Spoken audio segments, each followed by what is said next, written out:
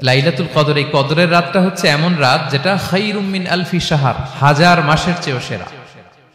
1000 মাস লাগাতার ইবাদত করলে যে সওয়াব, কদরের রাতে ইবাদত করলে এর সমান সওয়াব হবে নাকি? সমান হবে না। আল্লাহ তাআলা বলেছেন খায়রুম মিন আলফি শাহর, না এর চেয়েও শ্রেষ্ঠ, এর চাইতেও বেশি। 1000 মাসে অর্থাৎ 1000 মাসে হয় 83 বছর 4 মাস। তো কদরের রাতে যদি আমরা ইবাদত করি তাহলে 83 বছর 4 মাস ইবাদত করলে যে সওয়াব, সে সওয়াব আল্লাহ তাআলা আমাদের আমলনামায় নসিব করবেন।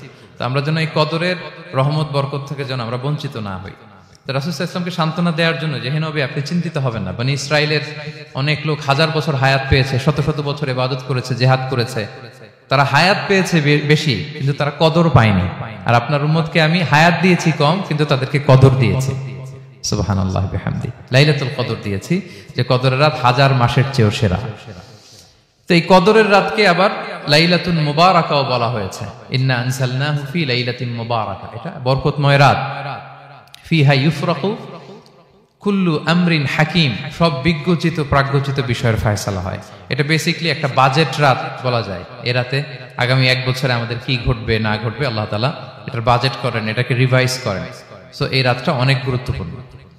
তো এই কদরের রাত এটা কবে,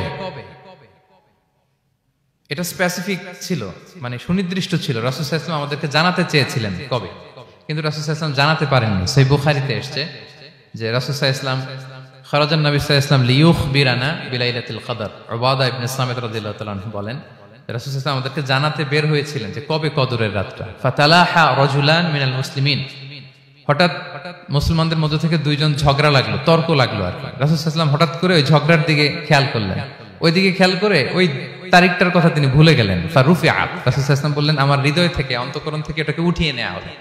এখন আমি মনেই করতে পারছি না এটা কি 23 না 25 না 27 না 29, আমি মনে করতে পারছি না।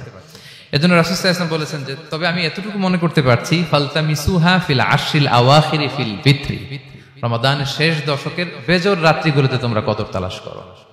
বেজর রাতে যদি তোমরা কদর তালাশ করো তাহলে এই কদর সুনিশ্চিতভাবে তোমরা পাবে। তো এই জন্য স্কলাররা সবসময় বলেন যে লাস্ট 10 days অফ রমাদান খুব গুরুত্বপূর্ণ, সবচেয়ে the cream time of Ramadan. I repeat, এটা রমাদানের একেবারে মাহেন্দ্রক্ষণ। এই 10 দিনের যে কোনো 10 রাতের যে কোনো রাত কদর হয়ে যেতে পারে, বিশেষ করে অড নাইটস গুলো 21, 23, 25, 27 এবং 29, যে কোনো দিন হয়ে যেতে পারে কদর। সো বুদ্ধিমানের কাজ হচ্ছে আমরা যেন রমাদানের শেষ 10 রাতে লাগাতার একইভাবে একই স্পিডে আমরা যেন ইবাদত করি।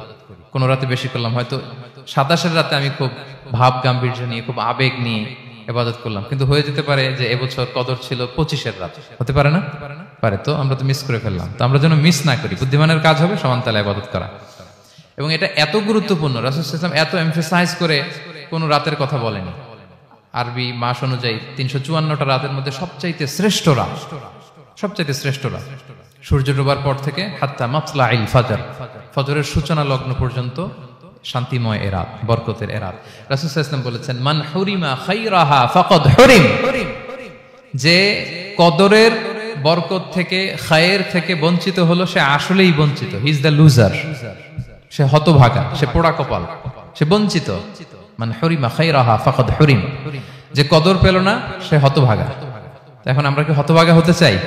আমরা তো শুরুতে অনেক হোপফুল ছিলাম, এত এত ব্লেসিংস, এত এত বরকত, রহমতের ফলগুধারায় আমরা প্লাবিত হচ্ছি রমাদানে। তা আমরা তো হতভাগা হতে চাই না। তা আমরা যেন এই শেষ 10 দিন এক তালে আন্তরিকতার সাথে ঈমান ও ইহতিসাবা আমরা যেন ইবাদত করি। সম্মানিত ভাই এবং বোনেরা, তাহলে আমরা সৌভাগ্যশীলদের অন্তর্ভুক্ত হতে চাই, হতভাগা হতে চাই না। আমরা এবার একটু শুনবো যে এটা আশা জাগা নিয়ে একটা মাস। এই মাসের যে রহমত বরকতের যত যত হাদিস কোরআনের আয়াতগুলো আমরা বলেছি, এগুলো শুনলে আমাদের মধ্যে একটা আশা জাগে, আশাবাদী হয়ে উঠি যে আমার এই মাস আমার মুক্তির মাস, আমি মুক্তি পাবো।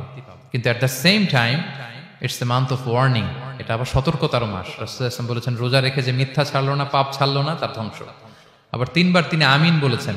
বেসিক্যালি এটা একটা বদদোয়া যে মান আদরাকা রমাদান ওয়া লাম ইগফার লাহ, যে রমাদান পেয়েও নিজের গুনাহ ক্ষমা করতে পারলো না, তার ধ্বংস। সো আমরা আশাবাদী হব। আল ঈমানু বাইনাল খাউফি ওয়ার রাজা, বিশ্বাস হচ্ছে আমার মধ্যে ভীতিও কাজ করবে, আবার আমার মধ্যে একটা হোপ থাকবে, এটাই ঈমান। সো আমরা যেন এই ওয়ার্নিং গুলো আমাদের মাথায় রাখি যে আমরা যেন আল্লাহর নৈকট্যপ্রাপ্ত বান্দা হতে পারি, ক্ষমাপ্রাপ্তদের অন্তর্ভুক্ত যেন আমরা হতে পারি। আল্লাহ বলেন লাইলাতুল কদর খায়রুম মিন আলফি শাহর, নবী হে আপনার উম্মতের জন্য আমি কদরের রাত দিয়েছি, যে এক রাতে ইবাদত করলে 1000 মাসের চেয়েও বেশি সওয়াব তারা পেয়ে যাবে। সো এই কদরের রাত যেন আমরা মিস না করি।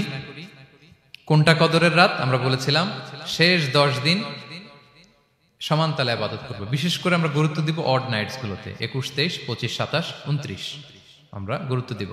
এবং রাসূল সাল্লাল্লাহু আলাইহি ওয়াসাল্লাম বলেছেন মান হুরিমা খায়রাহা ফাকাদ হুরিম, যে কদরের বরকত মিস করলো সে বঞ্চিত, সে হতভাগা, হি ইজ দ্য লুজার।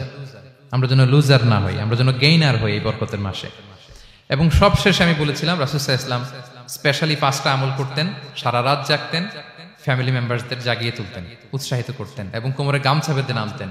এরকম ইবাদতের স্পৃহা অন্য কখনো রাসূল সাল্লাল্লাহু আলাইহি ওয়াসাল্লামের মধ্যে দেখা যেত না, যেমনটা শেষ দশকে তিনি করতেন। ইতিকাফ করতেন তিনি, আর ইতিকাফ করলে কদর মিস হওয়ার সম্ভাবনা নেই। এটা 21-এ হোক, 25-এ হোক, 23-এ হোক, আমি তো মসজিদে, আমি তো কিয়ামুল লাইলে অংশগ্রহণ করতেছি, আমি তেলাওয়াত করতেছি, আমি প্রতিদিনই দোয়া করতেছি, মিস হওয়ার কোনো সম্ভাবনা নেই। আমরা যেন ইতিকাফের চেষ্টা করি, অথবা পার্ট টাইম ইতিকাফ যেন অন্তত করি 5 দিন, 3 দিন, অথবা রাতের সময়গুলো মসজিদে যেন আমরা কাটাই। 3 নাম্বার বলেছিলাম রাসূল সাল্লাল্লাহু আলাইহি ওয়াসাল্লাম জিবরাইল আলাইহিস সালাম কোরআন রিভিশন করতেন, আমরা যেন কোরআন রিভাইজ করি, রেসাইটেশন করি বেশি মাত্রায় শেষের 10 দিন। কিয়ামুল লাইল ফালা তাসআল আন হুসনিহিন্না ওয়া তুলিহিন্না, কত সুন্দর কিয়ামুল লাইল ছিল বলে বোঝানো যাবে না।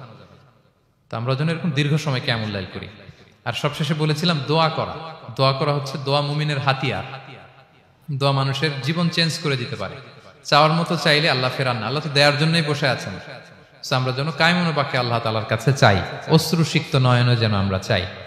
অনুতপ্ত বান্দার চোখের পানির ফোঁটা আল্লাহর কাছে খুব প্রিয়।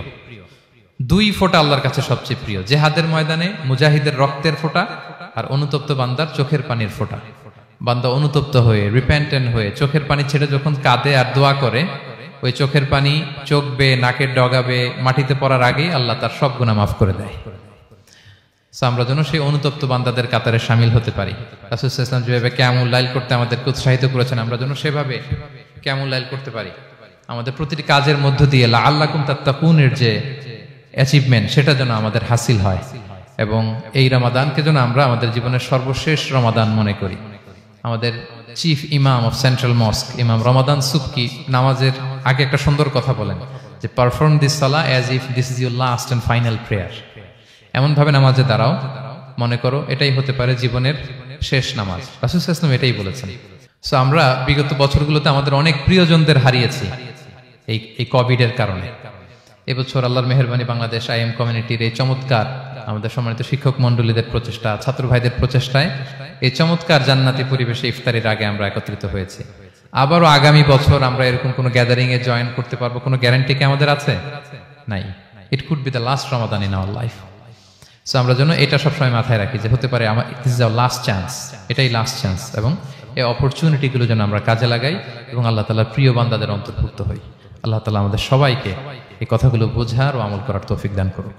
হাদা মা ইনদি ওয়াল ইলমু ইনদাল্লাহ আলাইহি তাওয়াক্কালতু ওয়া ইলাইহি উনীব।